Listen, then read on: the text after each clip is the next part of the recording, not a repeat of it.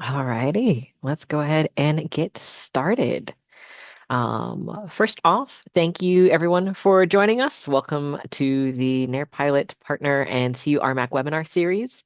We are very excited to have our next CU RMAC webinar. Today, we are going to have a 45-minute presentation with about 10 to 15 minutes at the end for a Q&A. So as we go through the presentation, if you have any questions, please submit them in the Q&A tool down at the bottom of the Zoom, and all of the questions will be answered at the end of the presentation. This session is going to be recorded, so if you'd like to go back and rewatch or see it later, share it with other individuals, the video should be posted on the Nair Pilot YouTube channel within about the next 2 weeks. Today's presentation is starting your data analysis with LLMs, presented by Jason Armbruster. And Jason, I will go ahead and give the stage to you. Fantastic. Thank you very much, Cassian. Hey, thanks everybody for joining today. Really appreciate your time. I hope that this ends up being a valuable presentation for you. I actually gave this presentation the first time back in, I think, August at our local RMAC workshop. Oh, Cassian, can I share? There we go. Thank you. Okay, hopefully everybody can see my screen now. And this presentation really came out of a question around like, how are these LLM tools useful? And mostly what I'm going to present today are relatively beginner kind of use cases, but I hope that they'll be illustrative of the kind of things you might be able to do using these tools. The first question I kind of asked myself was like, okay, these LLM tools are basically statistical models about words, but they have these weird sort of emergent properties that come from them. And so I really started asking myself questions about what could I use them for that would be useful. And this data analysis case came up. And so here's what I'm going to go through today in terms of the outline. So I'm going to talk a little bit about generative AI tools and standard data profiling techniques. And then I'm going to walk through a comparison. And I want to show you the differences that come out when you use ChatGPT versus Gemini versus Claude. And I'll actually call out as I go through there some of the changes that have happened even in the last 4 months. And the improvements that have happened in these tools are pretty amazing. We'll talk through kind of what happens in these, what are the pros and cons of each of them, maybe do some comparison of the models. One of the interesting things, of course, about presenting LLMs is these are non-deterministic models. So I'm going to do some live demos today, and I don't really know what's going to happen because the tools aren't built to do the same thing over and over and over again. It's one of the things you have to keep in mind when you think about these use cases. But we'll see what happens. I hope it works out well for you. And if I have time, I might spend a little bit of time showing you Claude Code because I think that's another way to extend this usage that would be interesting. So with that, let's talk about generative AI tools and data. So interesting things that generative AI tools can do. One of the things would be summarizing a data set. We do this a lot with text, where we can use a generative AI tool, say I have an email or a document that I need to read and I just want the quick summary. I can get that very quickly. It'll do the same thing with a data set. You can identify patterns. Often this is something I want to do when I first get a new data set. What do I have? What patterns are in it? That kind of thing. Kind of get a feel for the shape of the data set. So that's the kind of thing you can do. Basic profiling and statistics, and that's what I'm going to show you the most of today. And then generating visualizations and reports. Oops. So the reason I found this interesting, there's a little bit of a backstory here, is years ago I was involved in a project where we were trying to figure out how do we determine all the people that are associated with the University of Colorado and try to think about having a single record per person. Turns out that is a very hard problem to solve when you think about people interacting as alumni, people interacting as staff, people interacting as students, as faculty. People have lots of different roles and they show up in the systems in many different ways. And so one of the first things we did is we did a big, huge data profiling project. We spent well over $100,000 on that project on consulting and over 3 months to do that kind of stuff. And I think some of the things that we did there actually can be done in just a few minutes now with these tools. So it's really pretty amazing to me. Some of the things that you do in that kind of analysis, and you might do when you get a new data set, are look at what's the percentage of blank values. You know, every data set has a quality challenge potentially. How bad is that quality challenge and for what data? What are the ranges I want to see? What are the most common values? What are the unique value counts? This can give me a good idea of do I have unique keys that I can use, things like that. Looking at what data types might I have, those aren't always specified. And definitely looking for duplicates. This is something I'm always really interested in is, any data set has the potential to represent the same information more than once, and that can really skew your analysis. So something I want to know very early on. So these are the kind of things we're going to try to accomplish today as we go through this. I'm going to do this in a very structured manner. So I came up with some prompts here.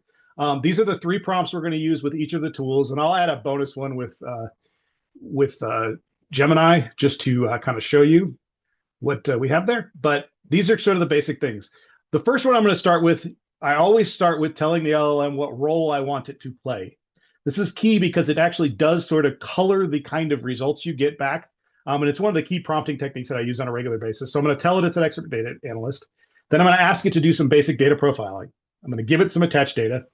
And then I need to understand how complete the data is, what it documents, whether there are any duplicates, those kind of things we talked about from a data profiling perspective. So we'll do that first, and then we'll work through a couple iterations of the visualizations to see what happens there. Now, the data I'm going to use today, just to make everybody comfortable, it does have personal information. It also has drug information associated with those people. It's all fake. I made it all up. There's a website that if you're not familiar with, I would recommend checking out called Mockaroo. Mockaroo does a great job of being able to go in and create mock data sets for doing this kind of thing, which can be super useful for doing demos like this, but I also use it for situations where I want to use these tools with data that maybe they're not approved to use for. So in our case at CU, we have different data approvals that I'll talk about with each of the tools. And so I might make a different decision about, do I do the analysis with mock data or with the real data? And then I'll talk at the end about, based on that process, how might I use what the output of this tool to actually determine usefulness of real data. So I'm going to start off with ChatGPT. This is the one everybody's probably most familiar with. ChatGPT is not something that we license at the University of Colorado. I do not have a special license here. I'm taking a bit of a risk that I might even run out of tokens here in this because I don't have any special license here. Therefore, I would only ever want to use this with public data that can be downloaded anywhere, because I don't know what ChatGPT does with it. But I'm going to start out here. I'm going to add my mock data set to my prompt. That's the first thing I want to do, is give it access to the data. In previous versions of this demo, I used to have to go in and turn on tools that this model might use. Things like the code tool, things like that. Most of those options have actually gone away. They're just implicit now. So I'm not going to do that. But if you ever have a model where you're not kind of getting the result you want, check to see if there are tools that it would use. Because the reason that these tools kind of work for what we're going to try to do here is because in many cases, they're writing code in the background.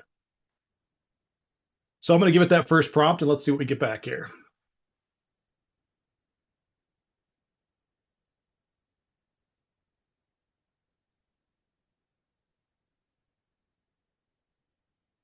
Or maybe we'll get nothing. Oh, there it goes. Okay, so it's going to start to give me some information here. So this is interesting. So first of all, the thing I always look for is, did it actually understand my data set size? I did a quick count. I have 1,000 rows. That's what I generated here. I have 9 columns. So it does sort of give me the idea that, yes, this is actually analyzing the whole data set. One of the things I don't think we'll trip across today, but that I did run across the last time I did this, was that some of the tools would not read the whole data set, which is clearly going to influence how seriously I take this information. Column completeness. So this is giving me missing values. This is interesting to see, like our gender column seems to have a pretty high missing rate. Email rate also does. Last name, that's an interesting one. That might be problematic. So these are good things just to know up front in terms of what is the quality of this data set. It does some interpretation. I find this minimally useful sometimes. I kind of look at the numbers. Duplicate analysis. So this is good. So it's saying I have no duplicates. And these are full row duplicates. So it does specify here, all the tools won't necessarily do it that way. Some of them will try to pick a key value and just decide if I have duplicates based on that. And I do have a key in this file, so that's interesting. It still says we made a like entity level duplicates. So this is still like variations in name, things like that it can't look for. So it does give us at least some qualitative analysis of what it's doing. What does it document? So we have demographic information, we have medication data, we have some unique identifiers. And then what would it consider things that are useful for research use? Okay, fully unique records, primary keys, well-formatted things that are issues or missing data, especially the gender and IP address, the drug name, things like that. So this is all good information. And again, this is like, I just got this data set, so I'm trying to figure out what's happening. In just a couple of minutes now, I have a pretty good idea of what's happening in the data set, but let's say I want to sort of understand this at a more visual level. So I'm going to ask it to create some visualizations. I often get the question in these demos, do you have to use please? It's sort of a waste of a token. I can't help myself. So you'll see my prompts often have please and thank you in them. I just can't help myself. I don't really think it adds anything of value to the interaction.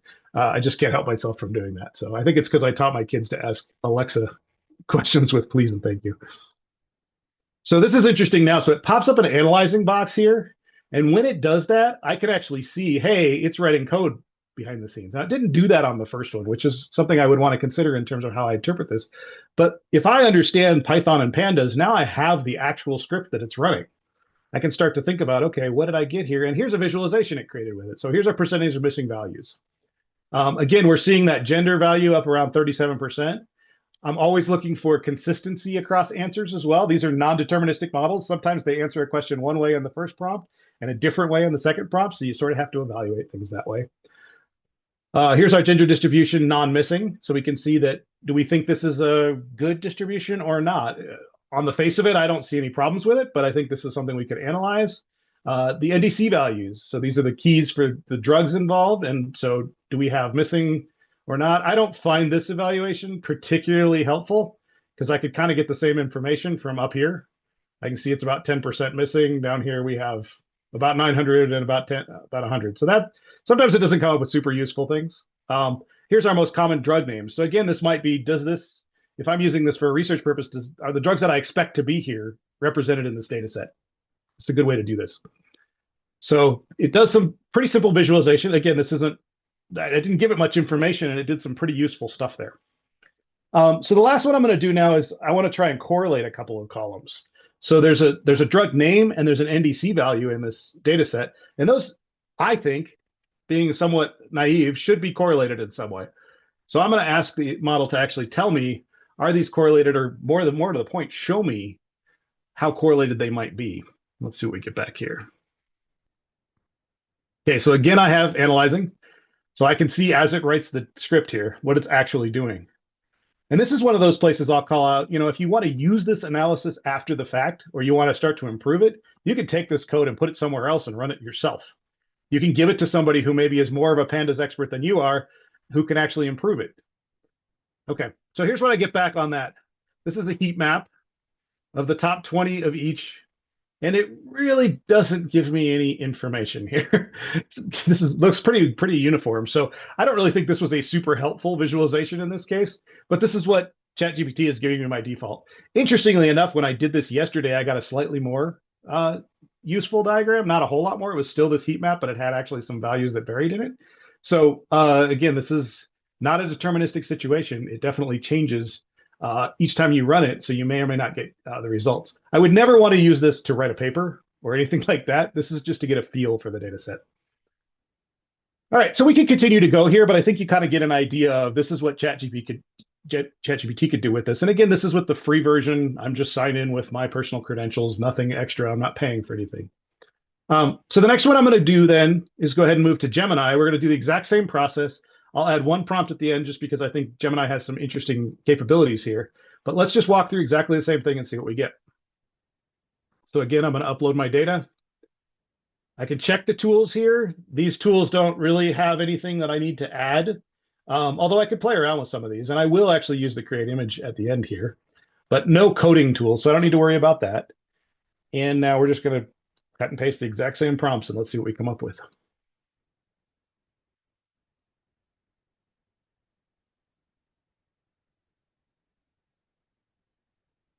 So again, it's showing us it's doing some analysis. I would anticipate that means it's writing code, but right now I can't watch it while it does that.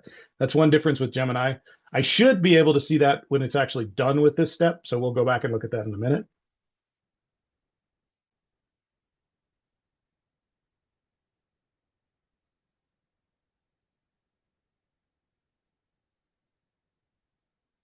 This is what happens when you do a live demo. There we go. Okay, so again, we could see right off the top, 1,000 records, 9 columns. Okay, that makes me happy that at least it read the whole file I gave it. Again, it's documenting the data, so now it can tell me, okay, these are the columns, and it does infer a data type now. So I can start to look at, not that any of these are super surprising, but we can see that the unique identifier looks like it's a UUID, that the rest of these are strings with the exception of an ID value. It also infers some description of the content. Now, these are probably relatively easy to infer, but you could imagine a more complex data set. You'd want to think about that. Also interesting here is that Gemini allows me to just take that table and export it to Sheets. So if I want to use it somewhere else, that's great. Completeness, we're going to have the same thing here. It reversed the calculation now. So it's looking at how complete is it rather than what percentage of missing is. So these values won't look like what we saw with ChatGPT, but they should be similar. Interestingly, here, this says 85.2% missing on gender, where if we go back over, if I recall, it said like 37% missing. So we're getting some different values, and I'd want to investigate why is that? Yeah, 37% with ChatGPT, where it says it's 85% complete. That seems odd to me. I want to investigate that some more, but at least it gives me something to start asking questions about this data set with. Duplicate evaluation. So you can see here, it looked at these unique values and said, yeah, I expect these to be unique, and I didn't find any duplicates with it. Email, I would expect to be unique. Not sure I agree with that expectation, but that's what it decided. And it didn't find any duplicates in this case. First and last name, it said ideally unique. There are pairs that appear more than once. That's just my mock data situation. But we can see here it didn't do any full row comparisons, so I'm still not getting a full sense of this being unique values in this data set. But again, I get some interesting information here if I am looking for keys or I'm looking to answer the question of is the same email there more than once, maybe. So I do get all of that information. Some things we're missing, I think, from the ChatGPT version is that, again, we didn't do the full row analysis. I guess it gave us the same kind of documentation information, but not grouped quite in the same way. So similar kind of analysis, but not quite as complete, I would say. Let's take a look at the visuals, though.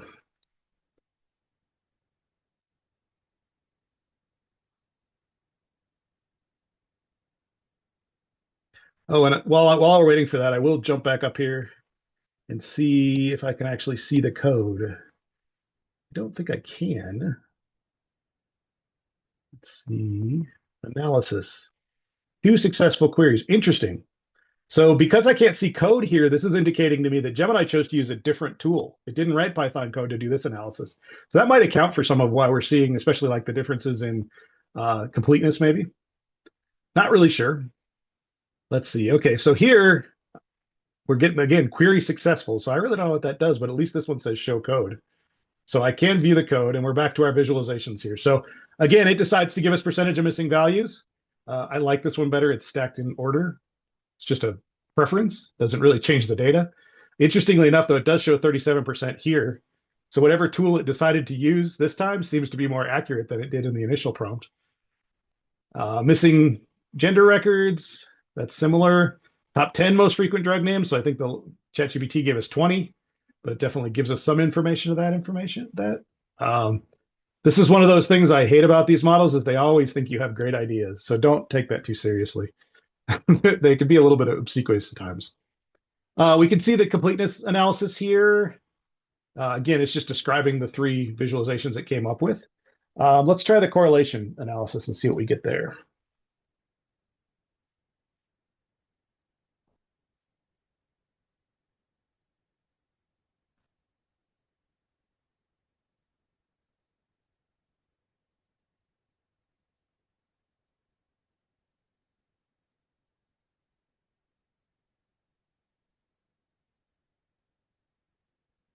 So again, I can see code if I want to do that. Always useful. Okay, consistency of NDC to drug name mapping. So this number of unique drug names associated with the NDC. Interesting. I'm not really sure what that's telling me. It looks like there are 875 NDCs and 806 unique ones. Okay. Maybe that's sort of useful. Let's see what this says. So it looks at 875 NDCs, perfect one-to-one mapping from NDC to drug name, I think is what this is saying. Oh no, 806 of them map to one unique drug name. So, okay. So I would expect there to be some uniqueness in that direction. Maybe this isn't quite as strong a data set as I had hoped because there is some duplication there, but I'd have to think a little bit more about what does that tell me. But I am still getting some useful information here about, again, a comparison of the columns. So the last thing I want to show with Gemini then, and I'm going to switch models here because I want to use the brand new Pro model, and I want to actually create images here. For those of you that have situations where you need to create visuals, this model is really cool. It just came out in the last week or so, but I'm going to actually say, please create a one slide image that summarizes our analysis so far and includes some of the visualizations. I'll be really generic here. Do this, oops, in the style of an infographic. Now, why I think this is so cool is this new Nano Banana Pro. Boy, that didn't do what I wanted at all. Try that again. When it works, this new Nano Banana Pro actually has a sense of layout within the image. If you've used image generators like Midjourney and things like that in the past, they did a great job of sort of putting together an image. But in the old days, we always had the people with six fingers or trees for arms or things like that. That's gotten better, but in general, you couldn't have multiple images in the same graphic that had some spatial relationship to each other. And this model does a really nice job of that in most cases. Again, these are non-deterministic, so we'll see how it comes out this time. But I wanted to show you this if you haven't seen it because it's pretty impressive as far as I'm concerned. I've seen many examples here that are even like they'll generate something like this and then they'll ask it for, can you make that in the style of a Lego set or in the style of Lord of the Rings or things like that you used to do with Midjourney, but it actually takes the infographic then and reformats it to do some pretty interesting things with it. This seems like it's going to take a little bit, so I'm going to pause Gemini here. I'm going to switch to Claude, and we'll come back when we actually have something to show here. Hopefully, it'll be useful. The last thing I wanted to say, actually, that I did not say on Gemini is I have access to Gemini through CU. So we have our contractual protections with Google here. So I might be comfortable with some more sensitive data here. I would need to consult my institution. In the case of our institution, the guidance is also only public data in Gemini. So I would still treat this kind of the same way I'm treating ChatGPT today. But that could change in the future because we have some contractual protections there, which I don't have with ChatGPT. So switching over to Claude, this is my personal subscription with Claude. I'm a pro subscriber. There are certain data protections that come along with that I would need to understand because it's my own personal subscription. There's no institutional knowledge here, so I can't really ask my institution what I should do here. Again, we're going to use only public or fake data here, really. But I want to make sure you think about that as you put this stuff into these tools. So let's start. We're going to add the same data. We'll take our same prompt.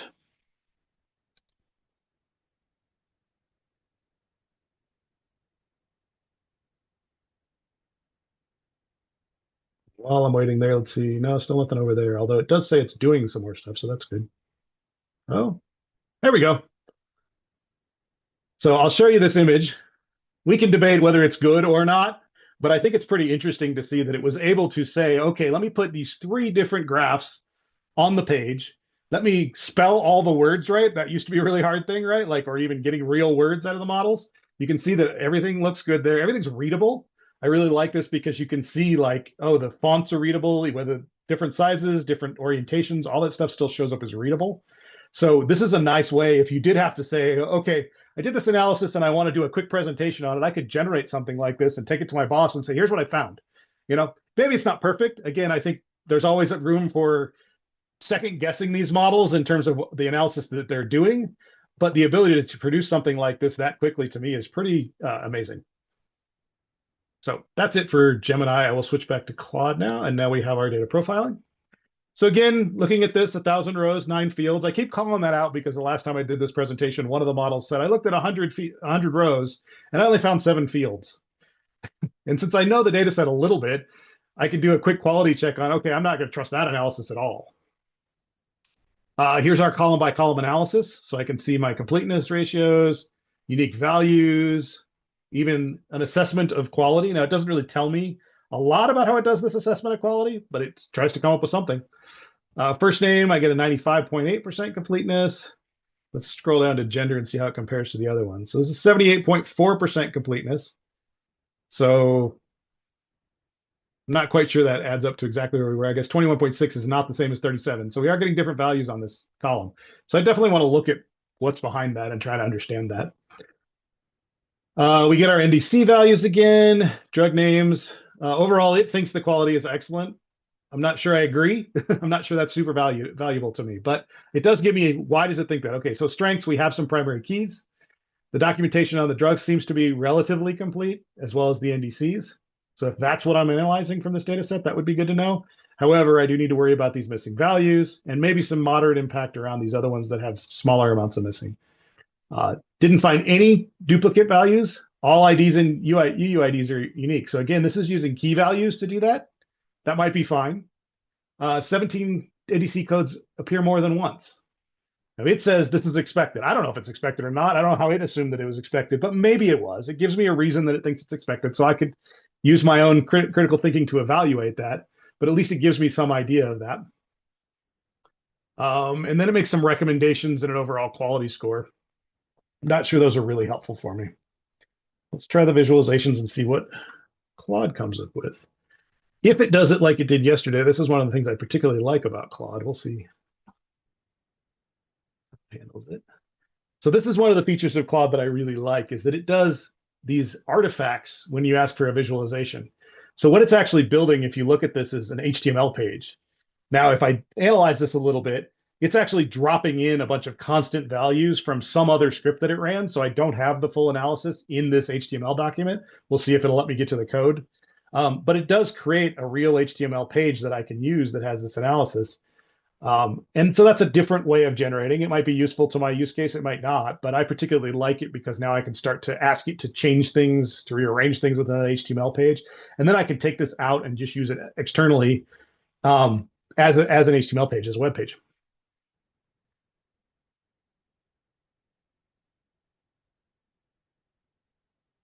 A little slow. Let me see if there are any questions I can answer while I'm this.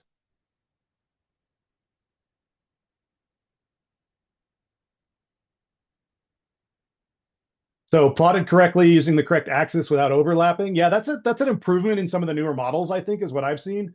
Definitely used to run into that same kind of thing. I'll come back to the questions in a little bit, but okay. So now we've got this data quality dashboard. So you can see it actually split it out. This is interesting because it did it with different tabs and it draws the graphs. It's a little bit interactive, but we get this completeness analysis. So again, we're getting a 21.6 on gender here. I'm really curious as to why these different tools see that differently, but that's something I'd want to investigate.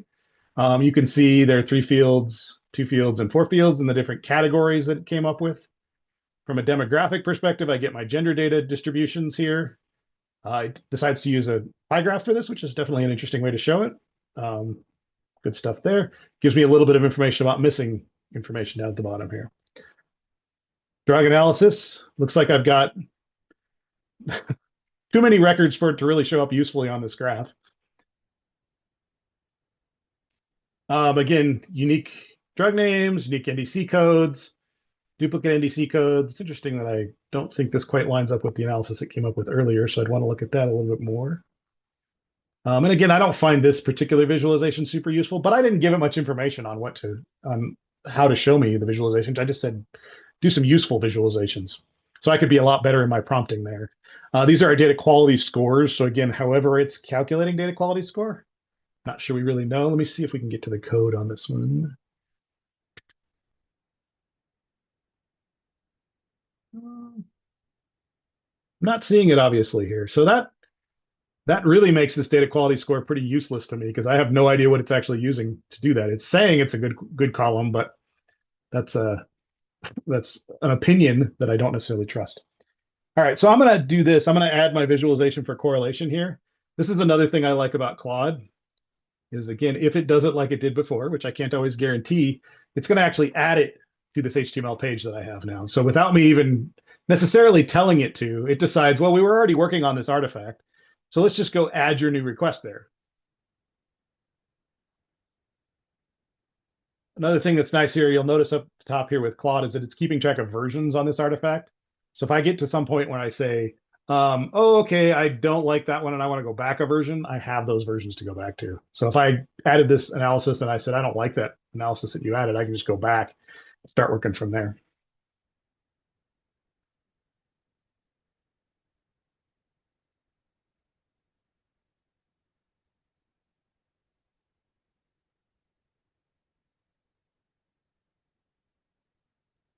Yeah, Amelia, I agree with your point that when two different tools give different results, that certainly makes me suspicious. I want to dig in more to that. I could do more prompting to dig into that. That would be one option I could do. I could certainly take the code and go elsewhere. And if I have time here, we'll see how this goes.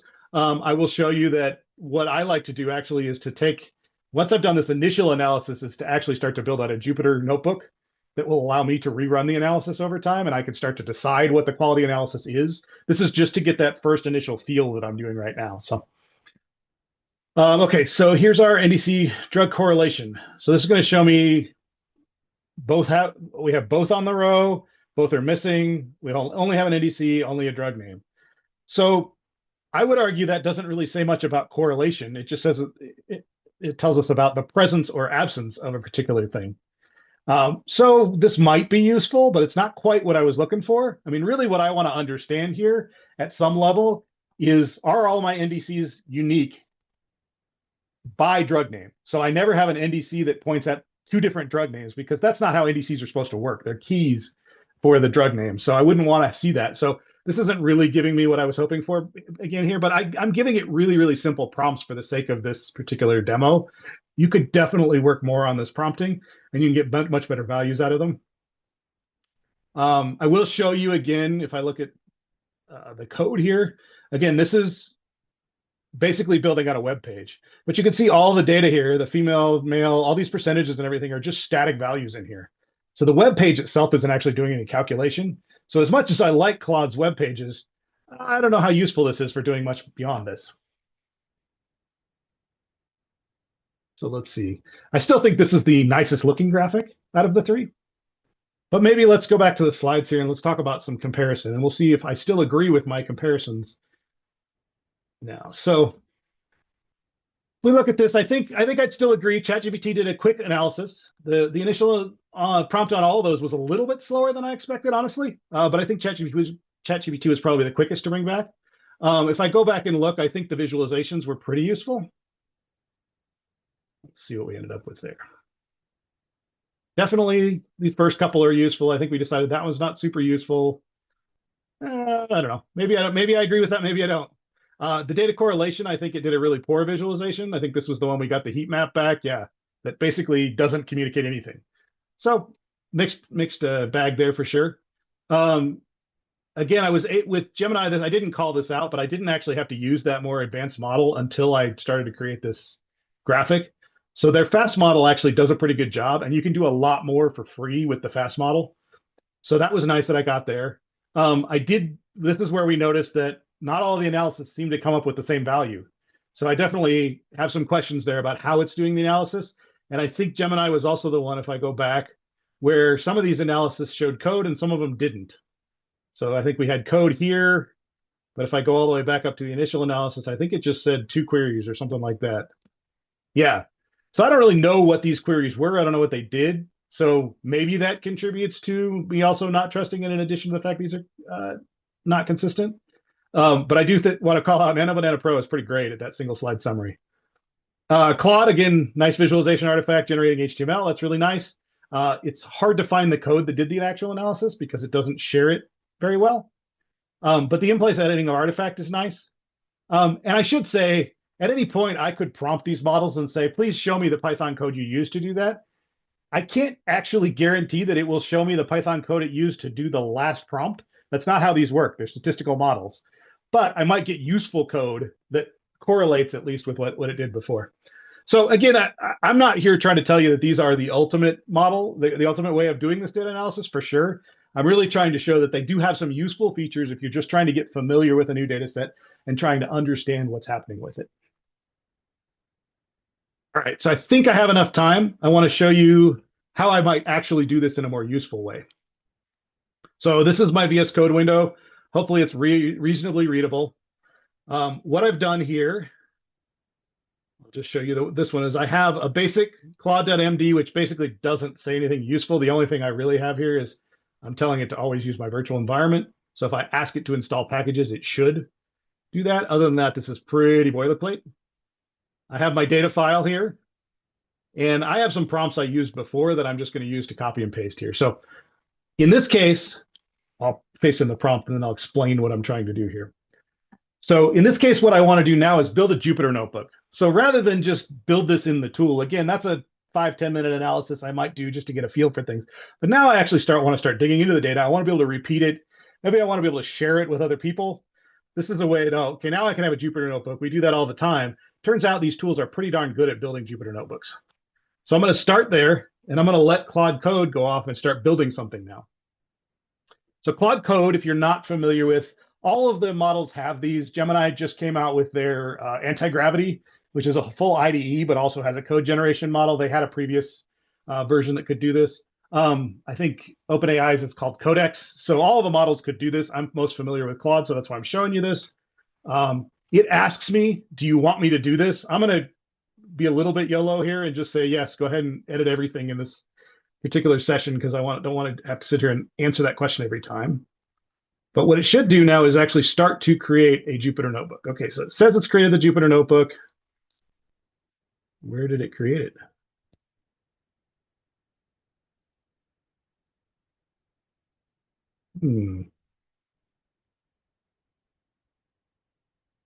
Make sure it didn't overwrite the one I was going to show you if it didn't work.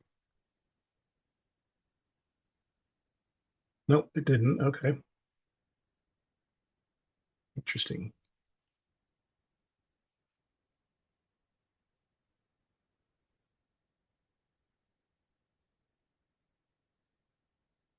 The fun of a live demo. Let's see here. Oh, it put it down here. I don't want it down there. That's all right. I'm going to leave it there for now. That's what happened. Okay, so we have this basic notebook now. I'll pull it up so you can see.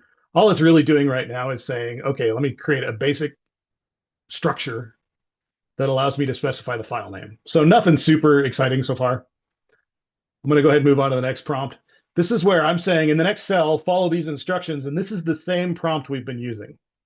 Okay, you're an expert data analyst. Same thing. I just want some data profiling. But let's see what it actually puts in the Jupyter notebook now.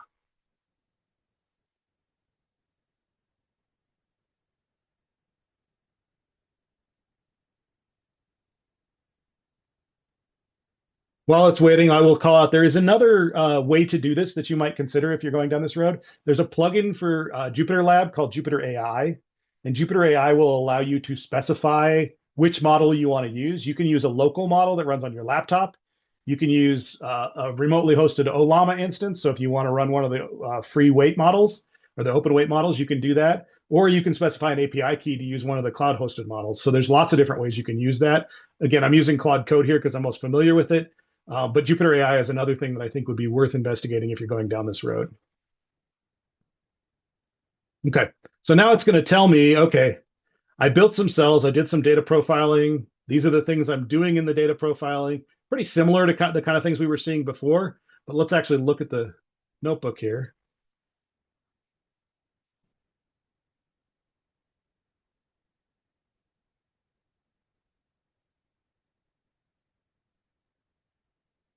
Okay, thanks, Cassian. I think I will stop after this. Maybe we'll try to run it just to see. I bet it's going to break because there's probably a little bit more that I need to do. But if it loads here, we'll try and pull this in. Okay, so you can see now I've got this actual data analysis cell that it built out. It's a bunch of code that does a bunch of basic print statements, things like that. So I can actually use that just for the sake of fun. I'm going to run it. Let's see if I can actually get VS Code to run it. And then when this breaks, which is what I expect, we will stop and we'll do questions. Yeah, it broke right now. I'd have to do a little bit more work to actually get this set up to run in VS Code, but I'm not going to do that for the sake of time now. So anyway, that's what I wanted to show you today. I hope that there were some useful tidbits from there. Again, I don't want you to take away that any of these tools are great for doing detailed data analysis, but that they might be useful for sort of the first pass or second pass at looking at a new data set and starting to get some familiarity with it. And with that, I think we can jump over to questions. Cassie, do you want to ask them? Yeah, I'll go ahead Okay, and get some. We've perfect. got a good handful of questions. Awesome. And a friendly reminder to everyone, if you do have questions, use that Q&A tool that is down at the bottom of your Zoom panel. But we'll go ahead and get started with a handful already up. First question, you mentioned that CU does not have any special license with ChatGPT. Does CU have a special license with some other LLM? So because of our relationship with both Microsoft and Google, we do. So the Google Gemini tools are available. I believe the new Pro 3 model actually just came to our tenant like in the last day or so. So even the new stuff is coming out there. So that's definitely available. Notebook LM, if you've used that tool, that's also a Google tool that we have access to. We also have Copilot, which is Microsoft's tool. Microsoft uses different models on the back end of that. It was all OpenAI at one point, and they're kind of shifting that around over time. But we do have access to the Copilot tool as well through Microsoft. And the Copilot tool, because it's under the Microsoft contract, has some additional data classifications that can be used with it. There's an AI page. I will try to grab it here if I can for CU Boulder. That would definitely be worth consulting on this as well because it changes over time. But hopefully that gives you a starting point at least. Fantastic. As you get that pulled up, I do have another question. Um, what format should the dataset be in when attaching to GPT prompts? Can it take any file format? So I used a CSV. I think I've had the most success with CSV, but there are some interesting things that you can do here. Again, one of the things that these models do somewhat well is translation. And so I have done some things before to say, can you compare this CSV to this JSON representation, things like that. So I would play around with different comparisons that way or different data types. Again, CSV is the one I've had the most experience with. The thing I would say is anytime I'm thinking about what an LLM can do, I'm also thinking about what is the volume of that data on the internet, because all these models were trained from that. So if you have a data set type that's very really kind of niche, I'd be surprised if it understands it. But the more common ones, it definitely will understand. And I do Fantastic. have this AI tools list. I'll drop it in the chat for everybody. Again, this is for Awesome. CU Boulder. Your institution probably has something similar. We've got another question. I guess this is a follow-up to the previous. Okay. Can GPT prompts take any size of data sets? Is there a size limit on any of the GPT websites? So yes, there's a size limit on all of them. And the way to think about this is you're providing context to the model. And all of these models have different context limits or context windows. And so you always want to think about what am I putting in that window to give the model as much information as possible without overloading it. You'll definitely, if I tried to upload a file that had like 10,000 lines in it, it would tell me it's too big. So there's definitely a phase where, again, this is not a universal data analysis kind of tool. It's for very specific use cases. But for small data sets, or if you wanted to subset your data to do this initial analysis, you could definitely do that. But you will definitely hit file limits with all of the models because they can only fit so much within that context window. Perfect. Got a handful more questions. Real quickly, speaking of data, I am also going to post in the chat a feedback form. So for those attending, if you are interested in having more webinars like this, please feel free to fill out that feedback form. It should only take about 2 minutes. But in the meantime, another question that we have, are there any generalizations or observations about which models to use based on your experience? Does the data complexity matter in choosing which model or platform to use for data analysis? I would have had a different answer to that question a month ago than I do today. Honestly, I didn't find Gemini nearly as useful in this, but the newest versions of Gemini are very good. I think they've for some definition of caught up, sort of caught up. Uh, so I think I have tended to lean a little bit towards Claude, but honestly, because these are non-deterministic, it's really hard to know. There's a whole practice around LLMs of evaluations, and you can build test structures that allow you to run the same prompt across multiple models and do some evaluation of how good are they. Sometimes they use other models to do the evaluation. So you can think about a more systematic approach to answering that question. But I would say, as of today, and the kind of things I saw here, they're about on par for the kind of analysis we're doing here. I don't really have a particular preference, other than if I want to generate that graphic at the end with Gemini, because I do think that's pretty cool. Awesome. I know there were a handful of other questions in the chat. If you all still have those questions, please feel free to post them in that Q&A tool that we have. It'll be able to highlight the questions for us. Um, in the meantime, I can also go ahead and get some QR codes up for everyone as well. The QR codes are available for a link to our webpage. in which you can find all previous webinars as well as a link to that feedback form. We have another question.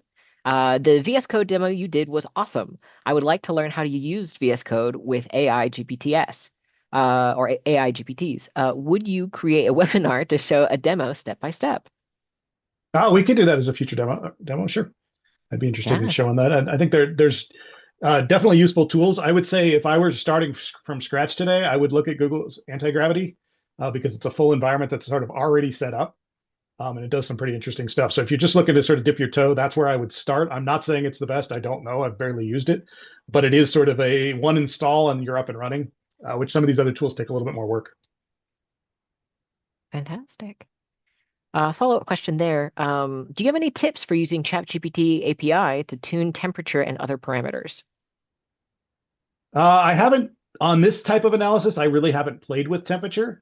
Um, I think that temperature. For those who aren't familiar with an LLM, temperature is basically how much will you let the LLM sort of go off of its training data? How much is it allowed to maybe follow the not most likely statistical path, but to follow some ones that are maybe close? And so as you lower the temperature, you get more random responses, sometimes more hallucination, things like that. I have not played around with that with this particular type of analysis. I've done it with some other things, but um, I will say, and I definitely am not the definitive expert here, but I will say I have not found it to be a super useful parameter for most of the things I use these tools for. I mostly want the temperature to be pretty high so that it's not making a lot of assumptions and it's using its training data pretty well. Cool. Another question in. Hallucination is a known problem with LLMs. What remedy do you suggest to avoid this problem? How sure can we be that LLM generated results within data analysis? I'm thrilled that you asked this question. This is such an important thing, and I think it's that key thing that we always have to evaluate where we're getting back critically. So one of the things that I use to look at this is what tool did the model choose to use to do the analysis? So you saw some of those where it just says two queries. I don't know what that tool is. I would have very low trust for that. I would also expect that there might be some hallucination in that. In previous versions of this, when I actually saw it say, I'm only going to use 100 rows, it was actually trying to include all 100 rows in its context and use the LLM to do the analysis, which, if you think about it, that's sort of like, I don't know, what's a good analogy? I mean, ultimately, you're giving something that was trained on language a bunch of data and saying, hey, give me a reasonable analysis. That's not the tool I'd want to see it use. Now, on the other side, if it writes a Python script or whatever language, it uses a language and a set of frameworks that I'm familiar with, I start to get a little bit more trust in the output. I still would want to personally go back and read the code before I ever presented it to anybody else and say, do I really think this did the right thing here? So I think there's sort of levels of trust that I would build up there. Um, Again, if it's not using the right tools or it's not looking at all the data, I would almost assume there's a hallucination in there. Not because it's doing anything wrong, just because that's what it's trying to do. Is it's trying to say, I'm going to give you back an answer that's shaped like what you asked me for, but I'm not using the best tools to do it. And if I gave somebody, I asked somebody to do something on my house and they used the wrong tools, I wouldn't have a lot of trust for them either. Cool. Casey's collecting some questions from the chat. One being, can the LLMs provide details on all software versions used to run their code? Example, libraries, packages, versions, and code to make it into a container. They definitely can. I would suggest that if that's really your target, it's better to look at the coding tools like Claude Code because you can start at the beginning and you can say, I want to build a container. I want you to keep my Docker file or whatever file I'm going to use to describe that container up to date as we do this analysis. So it can actually go through and add packages, things like that. Or you can say, I want to use, Conda and I want to keep my Conda files up to date, things like that. So there are different ways to instruct the model as you go through an analysis to start building up that set of artifacts that you might use to run it somewhere else. I find that the coding tools are a lot better at that because they're kind of purpose built for that. If you just do it just in the general ChatGPT interface, you can get some results sometimes, but I don't feel like they're as good. The other thing that happens here is all of the coding tools are built to deal with large contexts. So you think about a large code base, you run into the same problem that you would run into with uploading too much data. Is if you upload it, even if you attach all the files to your prompt, it can't keep track of all those things. Whereas the coding tools are specifically built to know what they should go look for at a particular point and to navigate a context that doesn't all fit in the context window. So they're much better for that kind of thing. Perfect. We got another question in. How is the privacy of our data ensured when it's submitted and analyzed using these tools? Great question. That's exactly what I wanted to specify as I went through. I need to think about each tool and what is the arrangement that is in place to protect the data. Because you're right, if I just go use ChatGPT as I did today with university data, I've just given OpenAI rights to use that data pretty much however they see fit. They have some limitations, but their limitations aren't very good because they're looking for that's a consumer tool, right? And I have done no legal work. I've done nothing to agree to that. If the university has an agreement with that particular provider, that changes things somewhat. Now, the details of that agreement are key because it's not like every agreement is great, but at least we have a university specific agreement to start to work with these providers. If you're really, really concerned about your data privacy, I would suggest thinking about running local models or running models that run on one of our supercomputers, because in that case, you know it's running all on CU hardware. It never leaves CU, and you can protect your data that way. So it's important to think about those in sort of different levels based on your data sensitivity. I hope that addresses the question. Perfect. Another question that Casey has pulled from the chat. Um, are there any suggestions for those of us curating data sets or databases to make them easier for LLMs to understand and pull useful information out of? I would say it depends on how frequently you're going to use the LLM with it. If it's something that you're going to expect to see, or if your customers are going to expect to see on a regular basis, I think that's where you want to dig into some of the newer approaches like the Model Context Protocol, MCP, where you can give the model tools that know how to navigate your data. There are also tools to build semantic models that sort of overlay your data set that can be really useful because you think about these models are trying to operate in terms of language. And so the more that you can make your data look like language, the better they are. And so I would look into some of the tools around MCP. I would look into semantic data models and some overlays there. And if you want to reach out to me afterwards, I actually just dug up or tripped across a example model that uses DuckDB and actually builds up all the way up to the semantic model and exposes it over MCP. But I haven't had a chance to try yet, but it looks really cool. So I'd be happy to share. Okay. I think we'll do one more question that Casey pulled from the chat, and then I think we are getting close to time. So, final question being, can LLMs provide details on all software versions? Well, we already did that actually. In which case, hey, look at that. I think we're caught up on questions, at least for the most part. If anyone has any other questions, feel free to submit those into our survey as well. And with that, I think we can go ahead and wrap up. Everyone, thank you again so much for attending. Jason, thank you so much for your presentation. Again, the recording for this webinar will be up on the NairPilot YouTube channel within the next handful of weeks. And thank you, everyone, and have a fantastic Wednesday.